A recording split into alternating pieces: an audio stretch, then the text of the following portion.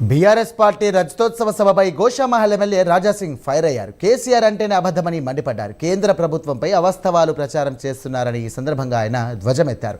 కేంద్రం నిధులు ఇవ్వడం లేదనేది అబద్ధమని, తెలంగాణకు కేంద్రం సహాయం చేస్తోందని తెలియజేశారు. బీఆర్ఎస్ వాళ్ళది రజత్ ఉత్సవ్ కార్యక్రమం జరిగింది.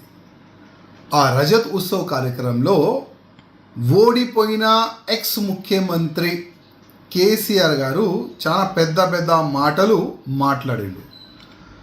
ప్రతి ఒక్క మాట అబద్ధం, ఒక్క మాట కూడా ఆయన నిజం మాట్లాడలే. గతంలో కూడా అబద్ధం మాట్లాడి పదవిలో ఆయన పదవి తీసుకుండు, అంటే గవర్నమెంట్ ఫామ్ చేసిండు.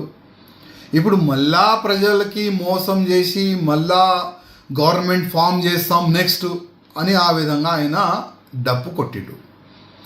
డప్పు కొట్టుకుంటా మా కేంద్ర గవర్నమెంట్కి అయినా కామెంట్ చేసిండు. 12 రూపాయలు కూడా ఇయ్యలే ఎక్స్ ముఖ్యమంత్రి గారు.